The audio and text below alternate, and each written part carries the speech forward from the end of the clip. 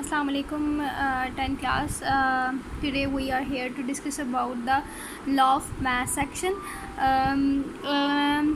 सबसे पहले वो क्या कह रहा है कि Goldberg and the Weg in the 1869 put forward this law, and according to this law, the rate at which a substance reacts is directly proportional to its active mass, and the rate of the reaction is directly proportional to the product of the active masses of the reacting substance.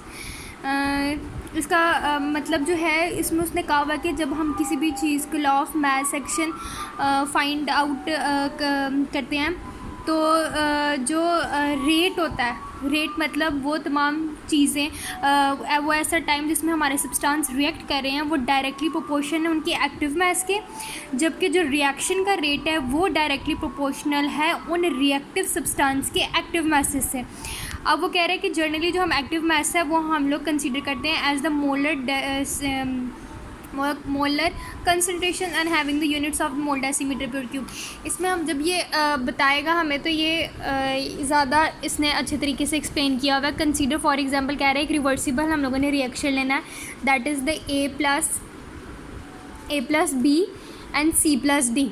ये तो हम लोगों को ये हमारे reactants हैं, ये हमारे प्रोडक्ट्स हैं, और ये के एफ़ है और ये के आर है। के एफ़ का यहाँ पे मतलब है कि ये फॉरवर्ड रिएक्शन को रिप्रेजेंट कर रहा है, और के आर जो है ये हम लोगों को रिवर्स रिएक्शन के बारे में बता रहा होता है। पीछे हम लोगों ने जब डेफिनेशन में पढ़ा तो हम लोगों ने बताया था कि हम लोगों ने जो मोलर कंसनट्रेशन होते हैं उनको हम लोग ब्रैकेट्स के अंदर जो है रिप्रेजेंट करते हैं।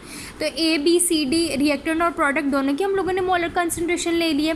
अब मास एक्शन क्या कह रहा है, rate of the forward reaction. अब हमने लॉ ऑफ मास एक्शन को सेटिस्फाई करना है तो सबसे पहले हम रेट ऑफ फॉरवर्ड रिएक्शन के बारे में बताएंगे।